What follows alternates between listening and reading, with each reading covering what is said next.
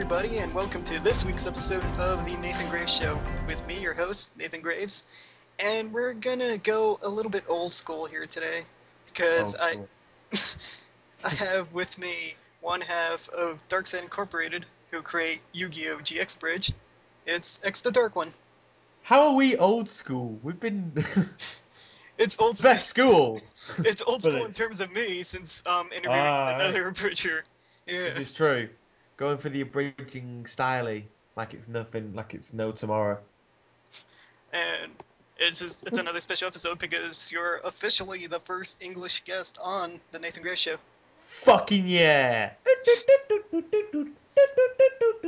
That was my happy dance. I'm happy. I'm setting examples today. I'm breaking boundaries. Thank you for your time again, X. Thanks for having me on your podcast of poddiness with much to pod. Podcast.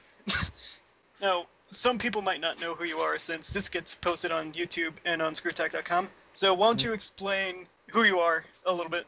Well, I am xthedarkone. He wasn't lying there, folks. That is definitely my name. I started out YouTube stuff.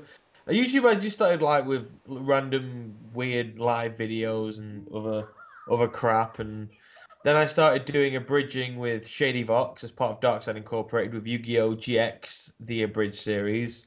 I've also gone on to guest in several other abridged series, Yu-Gi-Oh! The abridged series, Dragon Ball Z, the abridged series, and then teamed up with Little Kribo and Masako X to do the one and only episode of Abridgimon that's never seen a second episode and may never see a second episode.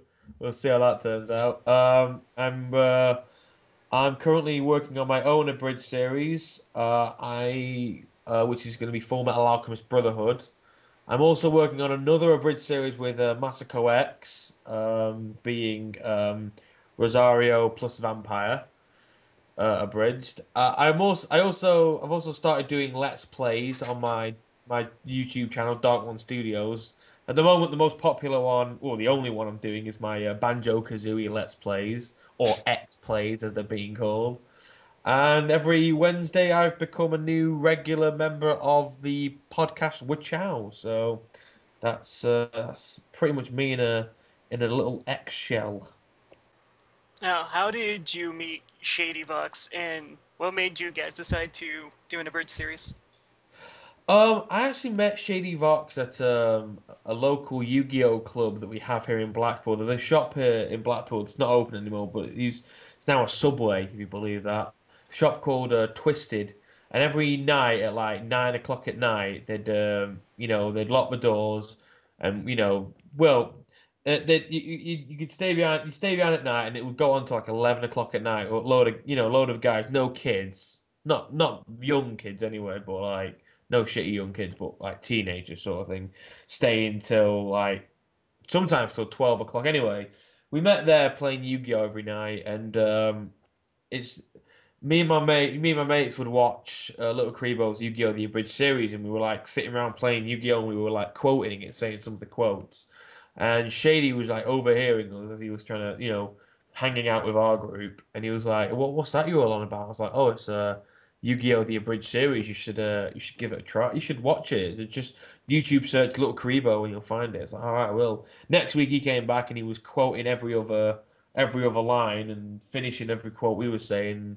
He was a huge fan, and he started doing his own dub over stuff with like the Lion King dubs, which I never was a fan of, and he knows it. And then he said he's gonna do a Yu-Gi-Oh! GX abridged. And I was like, all right, okay. And he was going to do it with this other guy who then dropped out, so he did it himself. And after he sent me, he showed it me and said, "What do you think?" And I was like, "That's fucking awful, mate. That's it." There was like one moment that made me smirk. I don't think that was funny at all. And then he was staying over one night and he was like, "Oh, I'm like, what are you doing?" He's like, "I'm just working on the second episode of GX Abridged. You got any ideas? Because you know the show better than me." And so I sort of like I was like talking about Cyrus and saying, "Oh, you should have Cyrus say this," and then I did a sort of, but I did a little voice how Cyrus should say it, and then he was like, "That's a really good. I like that voice. You should do the line." I was like, "Oh, okay, yeah," and Shady had brought his equipment over, luckily, So, I that's why the first episode of the second episode of Yu-Gi-Oh! GX Bridge Series just says special thanks to xthedarkone because I was only meant to just sort of help that one time, but that episode went down so well that Shady went, I had a lot of fun doing that, and the episode's going down really well. Do you want to maybe come on and, do it together more, do more of it. And I was like, oh yeah, actually I had a lot of fun voice acting. I had a lot of fun coming up with that material, and it was a lot of fun. So we should do that. And I said, well, we shouldn't post it on your channel or my channel. We should we should make a combined channel we can both access. And so we came up with names, and then I said, well, how about Dark Side Incorporated? And he was like, yeah, I like it because we're both because back then I was still X, the Dark One, and he called himself Shadow, and like we joked that he was like my minion because he was like my shadow. So we said, "Oh, well, we're Dark Side, so we're Dark Side Incorporated." And so it's like, "Yeah, I like that. That's a good name." And that's kind of how, and then the name's just kind of stuck. So yeah, that's basically it. And I've just carried on doing it just through a love of writing, love of doing funny voices and making people laugh. So and that's yes, we've been doing it ever since. Who do you voice in Yu-Gi-Oh! GX Bridged? Uh, in Yu-Gi-Oh! GX Abridged, I voice Cyrus, Crowler, Chaz, Alexis. As that's sort of the main characters who I voice. I've also voiced like a lot of the sort of main, the opponents that he's dueled against, like Harrington in episode 13 and Damon in our most recent episode. But as far as main characters go, let's just see if I've missed anyone. Cyrus, Crowler, Chaz, Alexis. Shady plays Jaden and Bastion and Chumley.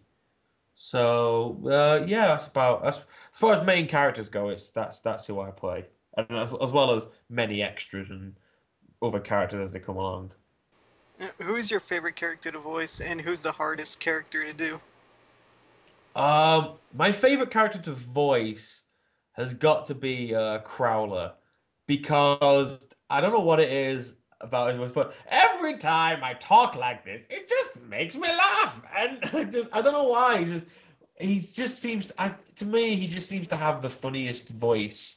Well, he's not. Although he's one of my favorites to write for, Alexis is definitely my favorite to write for. When we're writing the shows, I love when we get to an Alexis bit. It's like, okay, gloves are off now. We can have some fun here, and because she's just so fucking stupid. But the most difficult, I'd probably say, definitely when we started, it was Cyrus because the thing about Cyrus is like his voice is like it's all the way from the back of the throat, and it's like I've got to strangle myself without using my hands and just make it all squeaky.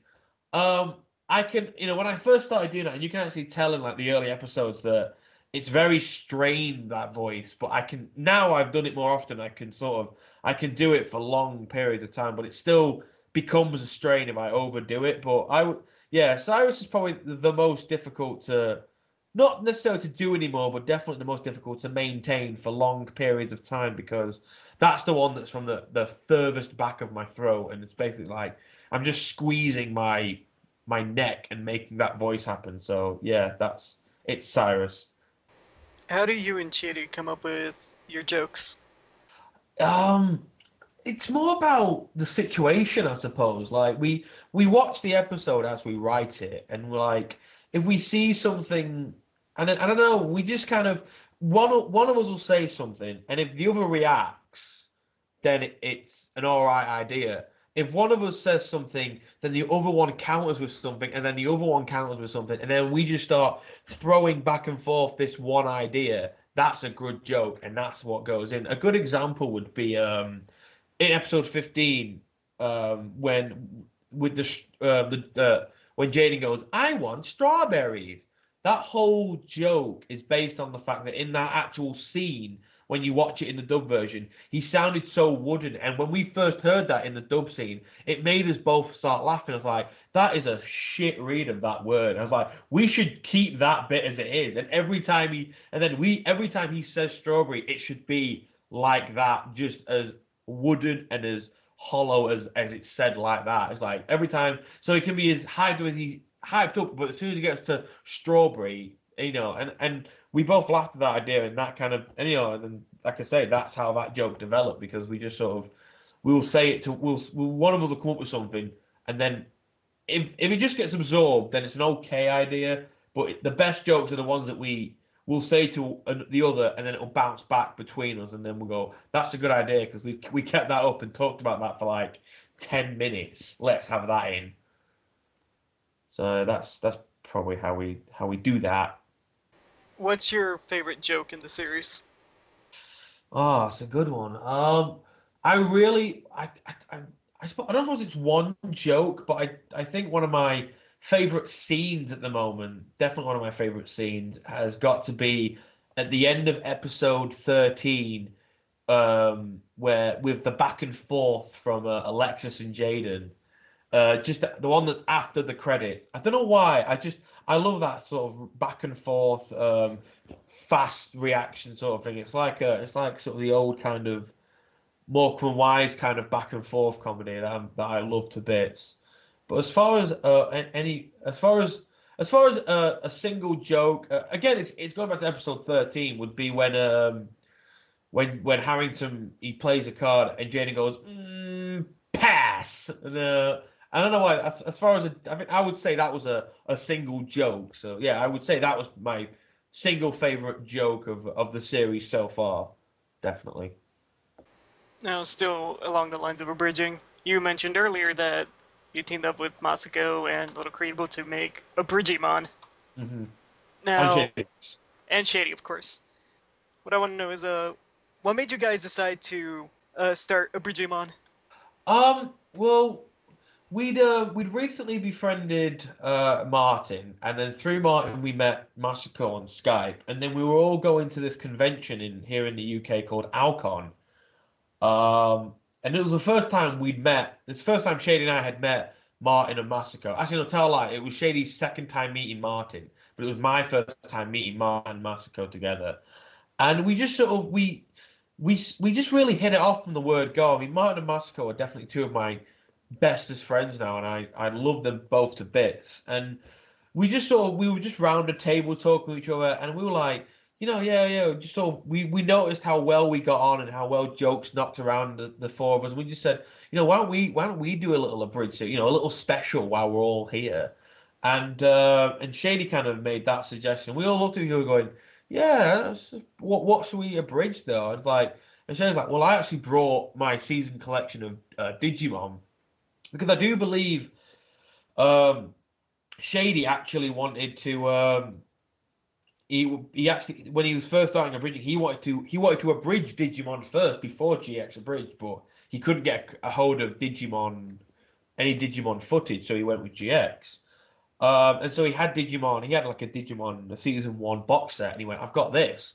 Why don't we make it? Why don't we do Digimon the abridged series?" And we all looked at each other and went, "Yeah, yeah, that could work." So we all basically on our way back to our room, we bought some pads and pens, and we went up and we got Digimon on, and we just started, and then we just wrote the episode. We wrote the episode at night, and we were all really tired as well. Mask even went to bed halfway through. We were all proper tired.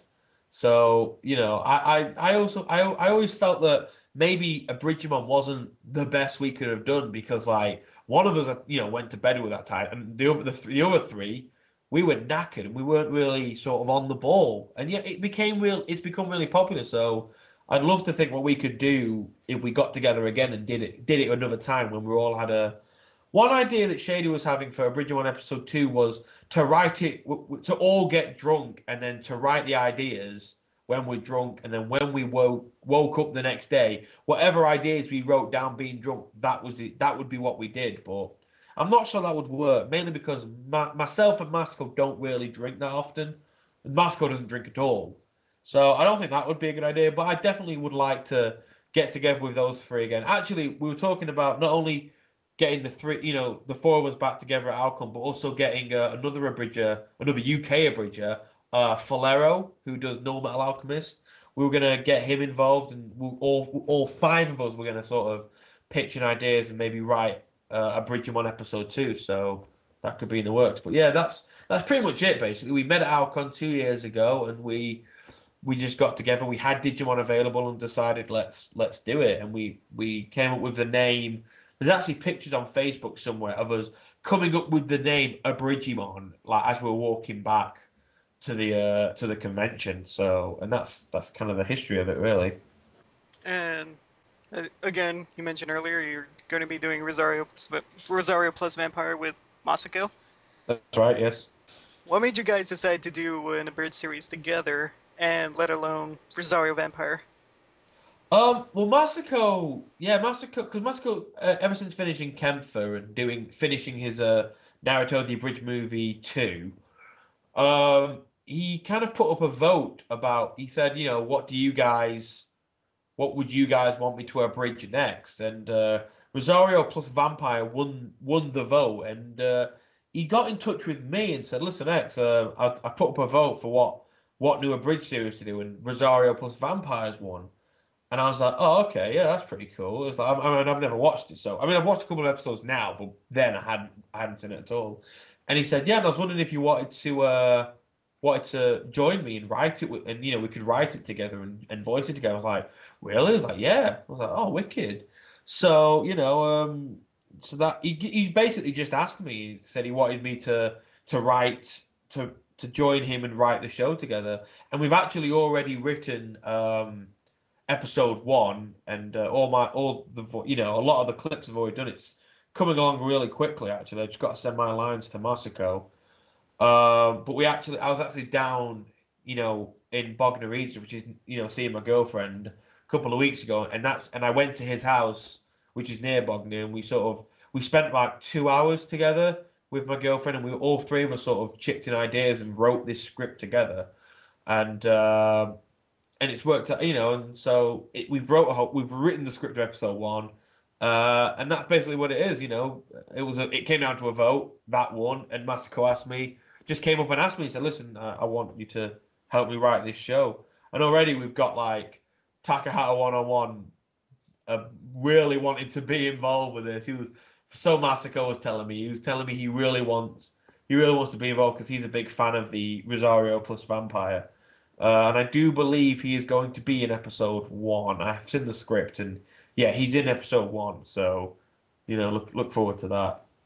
Is it difficult scripting for something that you're not very familiar with? Um, Not really, I suppose. I mean, like obviously, I mean, I'd seen the episode by the time I'd seen the first 2 episodes by the time I got to Masako's to script it. So when I was watching the episode there, we basically did the same. When we were scripting, we did what me and Shady do. We sat there together, we watched the episode, and then made jokes of what we saw. So not really. I mean, I could watch an episode blind and still come up with ideas and say, "Oh, why don't we do this?" But I suppose knowing the series and the show also gives an advantage of other jokes. Like you can make a joke about the show itself, but if you don't know what the show's about, it's kind of like going back to GX Abridged. In episode 2, which was the episode I first started writing in. The opening joke is basically revealing the um, the next 4 seasons, about how basically revealing everything what's going to happen in the next 4 seasons, and which was only possible because I've seen all 4 seasons and I know what happens, and that's kind of so that was the advantage of me knowing the show before abridging it, because I could just go, okay, well, why don't we have, as they're arriving at Duel Academy, let's say, oh, if you look to your left, you will see your home for the next 4 years, where you're going to get attacked by dual monsters and people wearing white coats, and the main character's going to become evil for some reason. I wouldn't have known that, and I don't think I don't even think Shady knew that Jaden became evil, and that. But yeah, it's probably not difficult to write for a show that you haven't watched all the way through, but it would probably benefit the humor more if you knew the show, that if you knew the show well enough to say, right, this happens in this episode, so let's make a reference to it in this episode, sort of thing. So yeah, I'd say it's not difficult, but it helps. Now, changing subjects a little bit, since this podcast is featured on ScrewTech.com, I want to talk to you about video games. Oh yeah, I just jizzed. When you mentioned video games, that's that noise. Just splatter on the computer screen. What was your first video game? I think my first video game, actually I know my first video game console that we owned here at my house was a Super Nintendo, and it had Super Mario Brothers on it. And that wasn't the first game I played. It was just the first one that I happened. It was the first one that we owned.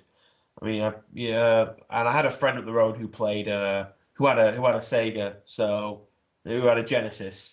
So I was privy to having both access to both consoles. But yeah, I grew up with a Super Nintendo, being my first console, and Mario. Yeah, so Super Mario Brother would have been my first owned game that we owned together. I love it. What are you currently playing? Currently, I'm playing a multiple of games. I'm currently playing Fallout New Vegas. I recently bought the Ultimate Edition, so I'm buying that. I'm playing that. I bought that. I'm not buying it. It's past tense. I'm currently playing it. Because it's got all the downloadables and all that stuff. So I thought, why not? It was cheap, so I bought that. I'm also playing The Amazing Spider-Man, which Martin bought for me because he's a dick who's made it a habit of buying me every Spider-Man game for my birthday, or a game for my birthday just to be. And even though I say, Martin, don't do it, he's like, no, here you go. I'm like, you fucking asshole. But yeah, so I'm playing that. I'm playing Fallout, Amazing Spider-Man, Dragon's Dogma as well. I'm really enjoying it at the moment, and of course I'm playing me some Minecraft on Xbox. I love me a bit of it, Xbox Minecraft. What can you say is your favorite game? Oh, thing is, if you'd asked me that about 2 weeks ago, about a few weeks ago, I would have said Spider-Man: Web of Shadows, and in many ways, it's still one of my favorite games. But the Amazing Spider-Man is starting to creep up and take that slot. I mean, I've seen reviews and people have given it sort of ish reviews, but I think it's a really fun game. I love what they've done with that sort of close-up third-person perspective. I mean, don't get me wrong. I would probably say both Web of Shadows and The Amazing Spider-Man. Both are definitely my favorite games at the moment on the Xbox. I love them both. What about a game that you just hate? A lot of people who know my playthroughs of Banjo-Kazooie are probably going to expect me to say Banjo-Kazooie, but no, that's not fair. I mean, I don't hate Banjo-Kazooie. I enjoy it. Games I hate. There's got to be some that I truly despise. I actually the other day found my sister had bought Underworld, the game on PS2, and I gave that a go, and that was an abysmal game. I was like, oh my God, this game is a pack of shit. I mean, the controls, the graphics, everything about it is just pure shit. And I really just genuinely don't like it. And Sonic the Hedgehog, that's the Xbox Sonic the Hedgehog game. The 2004 one, was it? I think it was 2006. That's the one. 2006 one. That's a shit one. I don't despise it, but I don't really like it. I mean, there have been better Sonic games. The Genesis Sonic games were better than that game, just because they were Sonic games. I didn't even know that they made an Underworld game. Yeah, Underworld. It's on PS2, and it is a bag of shit. It's a big, big, sweaty bag of shit. Now, as you mentioned earlier, you do a series called X Play. No relation to the G4 show, and where you Oh play no, where you play through a game and you're playing through Banjo Kazooie. yeah. How did that originate, and is your reaction to everything 100% authentic? um, that actually started because Shady had been bugging me for weeks and weeks and weeks to play Banjo-Kazooie because he's got the background on his laptop, and every time he plugged his laptop into my TV to do Jex Bridge, that would be the wallpaper Banjo-Kazooie. He now has a Kazooie tattoo on his arm, on his forearm as well. And I was just like, geez, to each his own, I guess. But he loves Banjo Kazooie, and he thinks it's the best game ever. And he's like, X, please, you've got to play. Because I never owned when I was a kid, I never owned a 64. We went from a Super Nintendo to PlayStation, and then we stuck to PlayStation, and then obviously I've gone on to Xbox, so I never owned it. I now have an N64. I still don't own Banjo Kazooie on it, but I bought that myself because I wanted to buy one. But yeah, Shady was constantly like, "Yeah, play this game. You should play it." I was like, "All right, fine, I'll play it, whatever." And so I started playing it and I suppose the way it started answers the second question because it started because that they were like legit. I mean, I've never played Banjo Kazooie, and everything you see me playing in Banjo Kazooie, it is a blind playthrough. It's not. I've never played it before ever, so everything you see, all my reactions are like they might be over, like they might be over the top, a bit more over the top than I would do had I not if I didn't have company. Like if no one was there, I'd probably be like, what the fuck? But I have someone there, and I sort of just explode and just go, "What the fuck is that thing?" And it's not having a go at the game. I mean, I think the game is great, and I think apart from the swimming, the controls are really tight, and it's a really good, enjoyable, fun, collectible game, and I definitely see the fun of it. But the problem is, a lot of people now talk about Banjo Kazooie with sort of rose tinted spectacles because they all played it as kids, they grew up with it, and they're like, yeah, it's a great game. And so every time they back at it, they're looking at it as they looked at it when they were a kid. Whereas when I'm playing it now, I'm looking at it like a 26-year-old would look at it, like a logical, looking at it going, what? Why is he here? What are these? Why is that button doing that? Sort of pointing out all the crazy. I mean, I appreciate and I know it's a big cartoon game and it's silly and stuff, but it doesn't stop me from reacting to sort of like pressing a button inside a metal shark activates a floor, a completely different location. And Shady was just loving my reaction so much. He just got his iPhone and started recording. That's why there's no recording of me playing Mumbo's Mountain, the first, the training level because by the time I'd gotten to the first level, like the actual, no, not Mumbo's Mountain, what's the training bit called? Whatever the training bit's called before you enter Gruntilda's uh like temple, that area first was what he was reacting to, and then I started playing Mumbo's Mountain, the first level, and Shady had his iPhone and started recording it, and and then we obviously he mixed that, he took the best bits of that because otherwise the video would be like hours and hours long, but he basically takes the best bits of what he finds or what he thinks best bits, puts them together in a montage and he posted it online and like I say, it went down really well. I think originally it went on Dark Side Incorporated, I think, and obviously that got taken down the channel, and so Shady gave me the file. I put it on xthedarkone.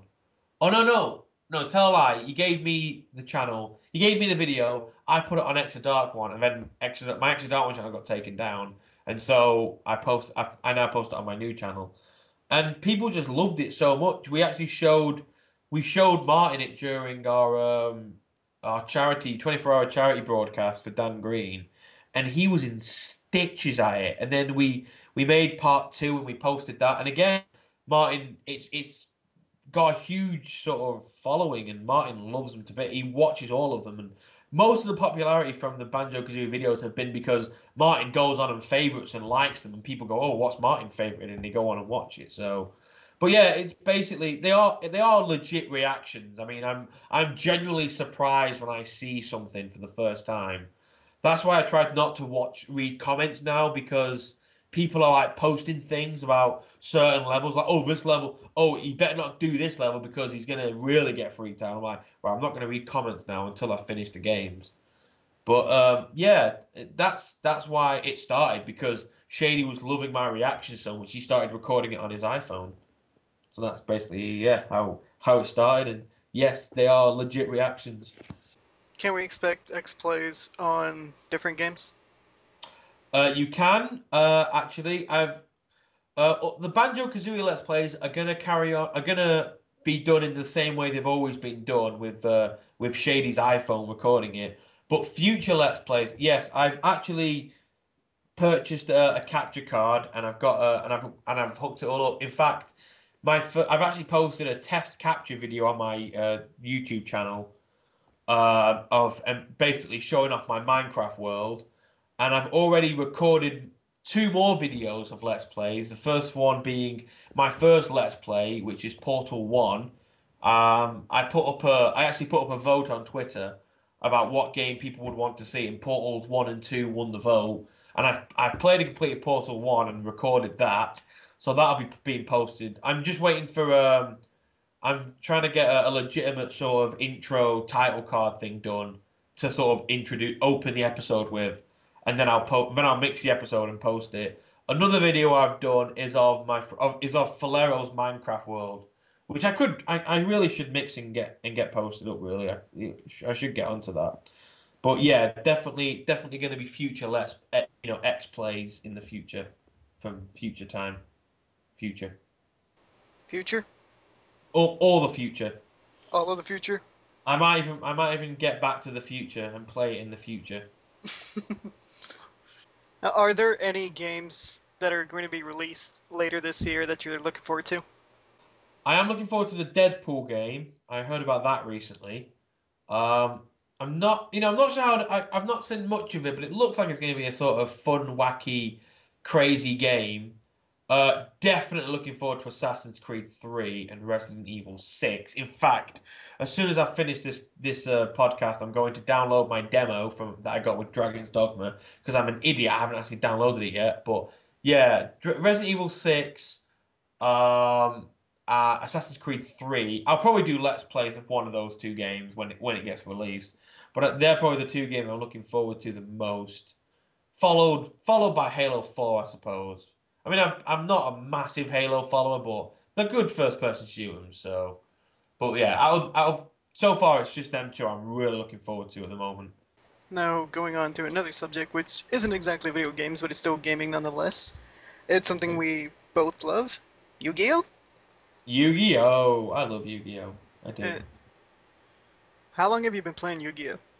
I have actually been playing Yu-Gi-Oh for about 10 years, for just over 10 years since Legend of Blue Eyes packs came out. I actually got into Yu-Gi-Oh in the funniest way. I remember watching like adverts for this show and thinking, what load of shit that is. A cartoon about people playing cards. That's fucking stupid. And then I saw an advert for like Yu-Gi-Oh toys. It's like, look at this, it's the Blue Eyes White Dragon. I'm like, Blue Eyes White Dragon? What kind of name is that? It's just describing it. That's shit. And then I was thinking, if I had a dragon like that, it'd be called Red Eyes Black Dragon. And then I was up one morning and it was Sky One, and they were showing Yu-Gi-Oh! And it just so happened to be the episode of Yu-Gi-Oh! With Rex Raptor summoning Red Eyes Black Dragon. I'm like, whoa, that's weird. I said Red Eyes Black Dragon, and here it is, Red Eyes. And so I actually got involved and sort of started watching the show through that little coincidence that I'd come up that would be my favorite monster, and that's what monster was summoning that particular show at that particular time. And I was like, oh, okay, that's pretty cool. And then I started watching it, and I was like, yeah, it's looking really good. And, okay, it's pretty interesting.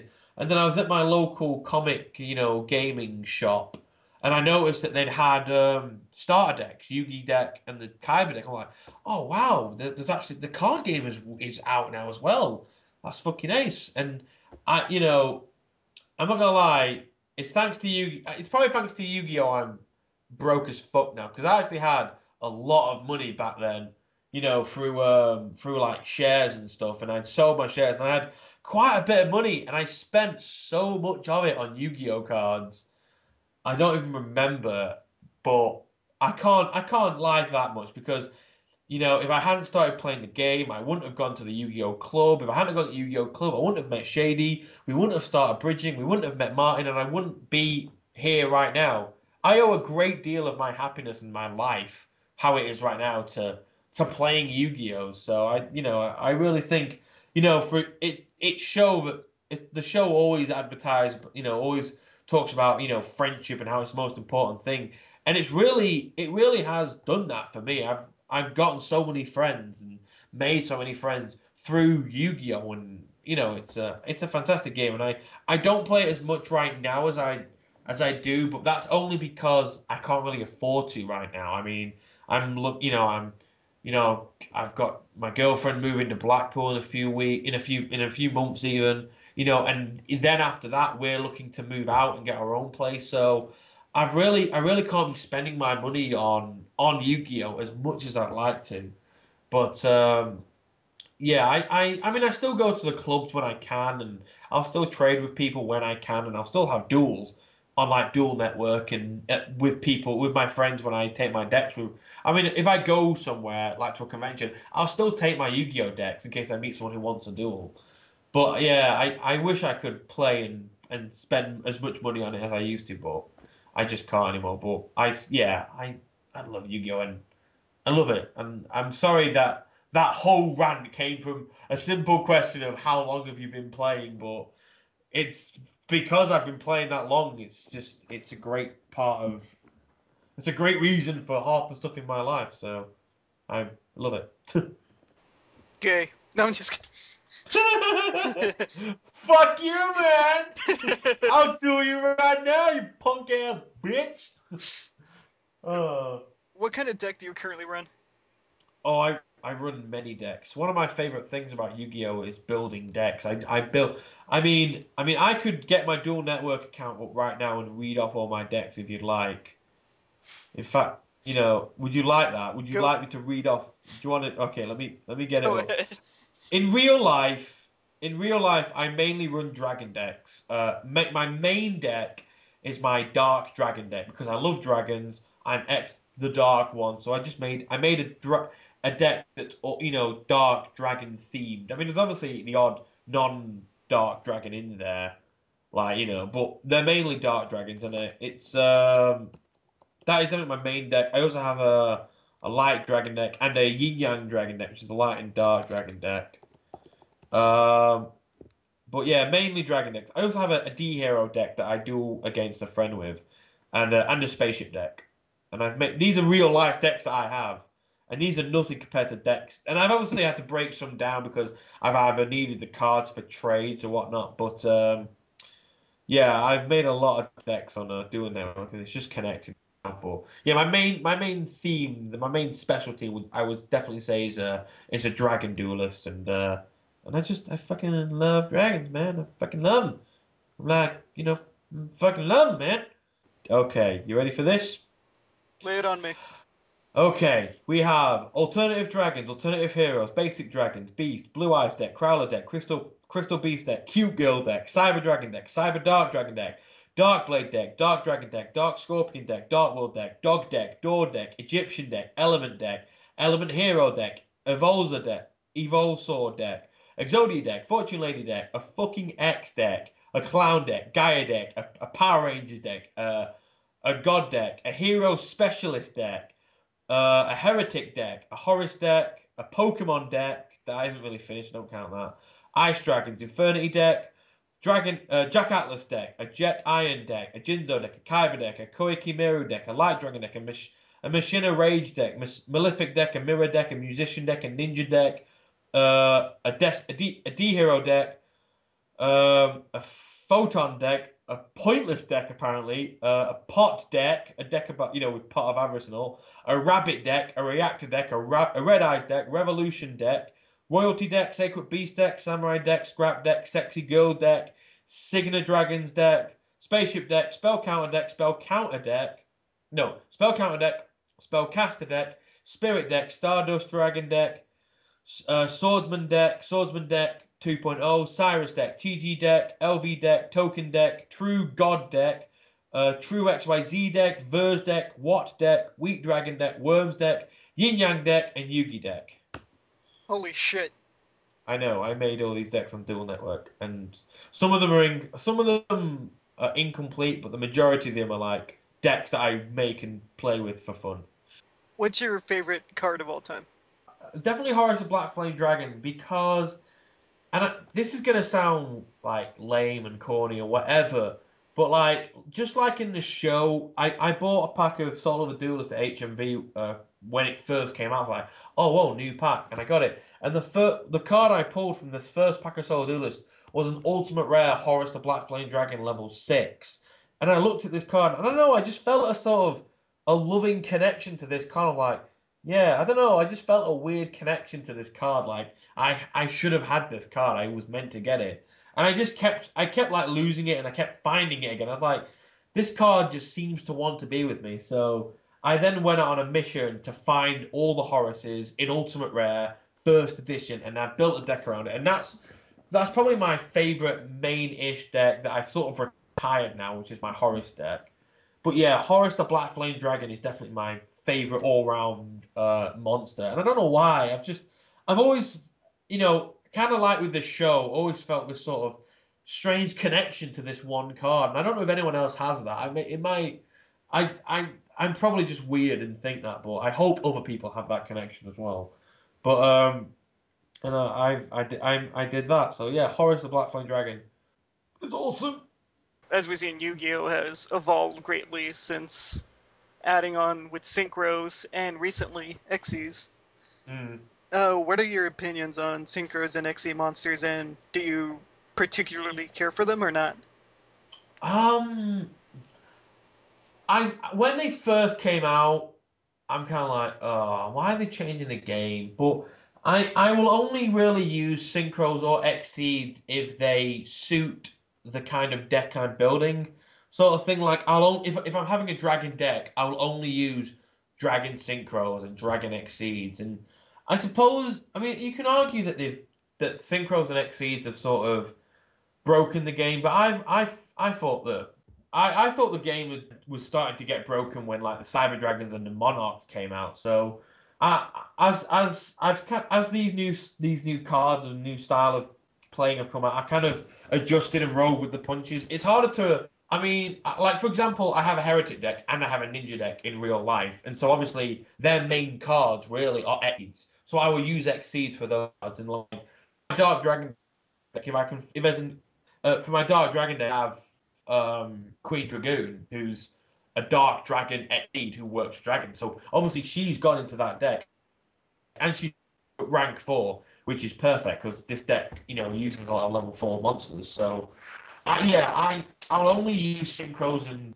XEs together if they serve the deck best. I won't just. I mean, I've always made my deck on that basis that I will make a themed deck. I will only use cards that will attribute to more the theme of the deck, not necessarily the strategy. Like, for example, I have a ninja deck, but I don't use Uriah because even though everyone who uses the ninjas and all their ninja continuous spell trap cards, they all use Uriah because he gets, because he uses continuous trap cards, but he's not a ninja. He's a giant divine mythical beast. He doesn't suit the theme of a ninja to me. Instead, I would much rather have kunai with chain in there because kunais are what ninjas use. I've even got Windstorm of Etika in there because it's a raven with a red eye, which to me is Itachi and his raven from, who's, my favorite ninja from Naruto. And I put that in there for that reason, just to keep it more with the theme of the deck, not necessarily the strategy. Another example of that would be in my D Hero deck, I use Final Destiny, which isn't a great. It's a really powerful, really. Oh, it's a card that you have to give up your entire hand to use, but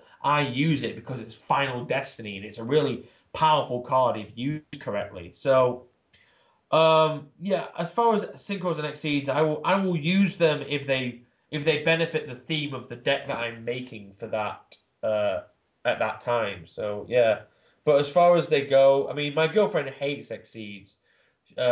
She thinks they've made the game way too sort of broken, and I suppose she's right in a lot of ways. But there are some exceeds that are really hard to summon, like the ones that are rank 8 and 7. The really high level ranks, it's hard to get like.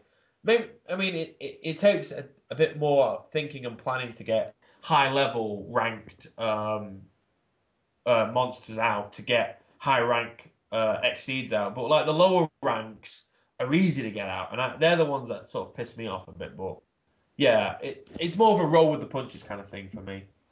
All right, one more question before we end this. Now, obviously, you're English, and What? I So was, that's what that Union Jack's doing flying outside my house. but I believe you've been to America once for ASIN. I've been a couple of times actually. Oh, I've obviously I've been when I was a kid. I went back in '96, and then again like a few years later with my dad and my sister. But yeah, I went to I've been to America twice in the last 2 years. 2 years ago I went to Anime Central, as you say, ASEN, and I loved every bit of it. Then last year I went to Otakon, met up with Masako and hung out with Masako and Megami and One Kids and Nowacking and all them guys and Hiroko and all those guys are just awesome, and I had a lot of fun at Otakon. I would love to go to America again this year, but I can't afford it. It's not in the books right now. But I'm hopefully Tracy and me are planning on saving up our money. I think we're gonna try and go to Youmacon next year, not this year, but next year. But yeah, I've been to America a good few times. Like I say, I've been twice in the last 2 years, and I love it. but what I wanted to know is, what do you think of America overall, since as a visitor? Um, I, a lot of people here in the UK are like, oh yeah, hate Americans. They're all uptight and obnoxious and think that they're better, they're in the best country ever and that they have the best country ever. And I'm yet to meet an American who is like that at all. I mean, every American I know, I would say, is a pretty stand-up, person who is a good friend of mine. And I have a lot of, and every time I've gone to America, I've never had any serious issues. One funny story I was last year when me and Masako were on a tram because our hotel was like down the road from the convention center, so we had to get a tram. We could walk. It was like late at night, so we got a little tram in Baltimore, and we were traveling down. And I was just sort of sat there next to Masako on this tram, and these two, at risk of sounding offensive, hicks, were arguing with one another some shit. And then I had a hat on, sort of like just arms crossed, my hat tilted over my eyes, having a lot of, keeping to myself. And then this guy just sort of started talking shit about me, but not to me. He was like, yeah, I could. At least I'm not wearing some hat and looking like he's like talking to his missus. And then I just peered up at this guy, had the one eye, stared this guy straight in the eye, and he instantly shut up. And he just stopped talking about me, and he never opened his mouth the rest of the tram ride. I was just like that. And then as I got off, Massacre was like, I see you dealt with that guy without having to do anything. I was like, yeah, fucking fucking Americans, I'll take you all on. And Matt was like, shut up, X, fuck. And I'm like, nah, fuck that American prick. I mean, I don't think all Americans are pricks, but I was just acting up and having a bit of a laugh. But Masako, bless his heart, was like, X, shut up, calm down, just relax. I was like, yeah, whatever. I love America. I can say I've never had a seriously bad time going to it. I mean, the worst thing about my trip last year to America was getting there. There were some serious delays, but that was the airline. But I love America. I'd love to. Living there would be amazing. I don't know why. I'm yet to meet a seriously bad person in America. I love it a bit. I want to just keep coming. I do. I want to live there one day. It is a dream. If I win the lottery, I will be moving to America. It's simple as that, really.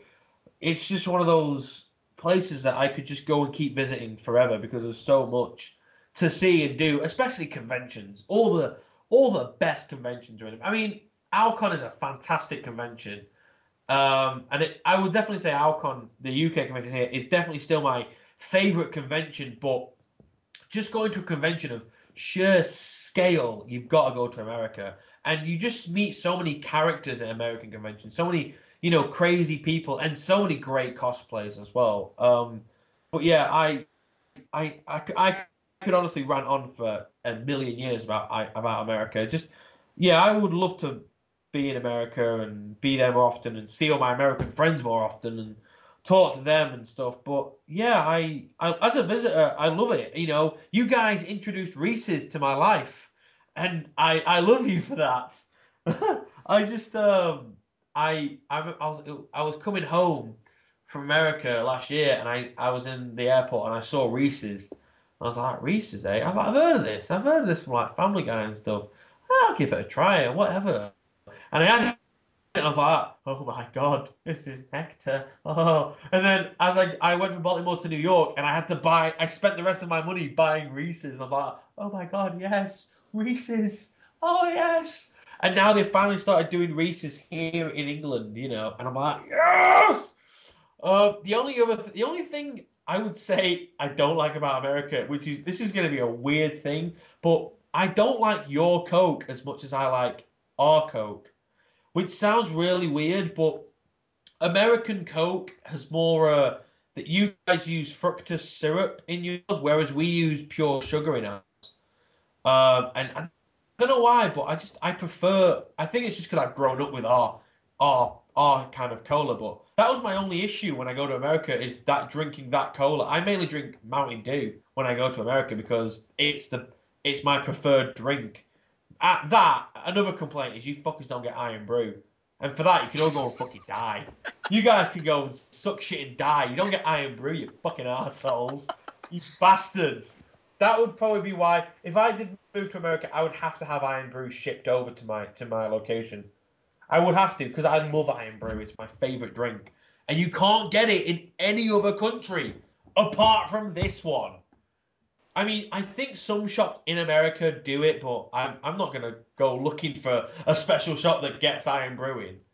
But they're my only complaints. I don't like your cola, and you don't get Iron Brew, fucking bastards. Oh yeah, and you have sandwiches without bread. I'm not kidding. When I came to America last year, when I went to Otakon, I was sat there and our friend Hannah was like, "Oh, X, I've got to take you for an unwich." And I looked at her going, "What?" Bear in mind, I'd lost a day of my holiday. I was tired as fuck from like an 18 hours of traveling from Manchester to Baltimore, and now this young American bird from fucking Florida is telling me about an unwich. I'm like, what the fuck is an unwich? He went, oh, it's a sandwich.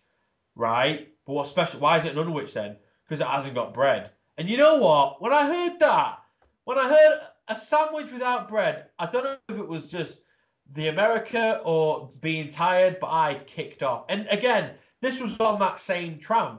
I was like, what? What the fuck do you mean a sandwich without bread? It's not a fucking sandwich without bread. You can't. It's like, no, it's just lettuce. It's just like filling wrapped in lettuce. I was like, that's fucking bollocks. I was like really kicking off about this unwich. I'm like, that is fucking horseshit. I hate that. And I never did have an unwich in the end. But yeah, they're my three issues with America. Don't like your Coke, you don't get Iron Brew, and for some reason, you like to have sandwiches without fucking bread. Is that all? Jesus Nothing else that comes to Christ. mind? Just those three. I can deal with like the guns and people going into schools and killing each other. I can deal with that, but no Iron Brew and no bread on their sandwiches. Just fuck you guys. All right, X. Once again, I'd like to thank you for your time. Thanks for having me on. It's always a pleasure. And you can check out Yu-Gi-Oh! Abridged at their YouTube channel, youtube.com/ Yu-Gi-Oh! GX Abridged. Oh, my bad. Don't get them confused. Yeah, Yu-Gi-Oh! Like, whoa, what do Yu-Gi-Oh! Abridged for? What Martin? What my little Primo? Is he gonna say something about this? What the fuck? Yu-Gi-Oh! GX Abridged, my mistake. At youtube.com/ darksidecorporated. It is, yes, that's a new channel. And check out X's personal channel, youtube.com/ Dark One Studios. Dark One Studios, thank you.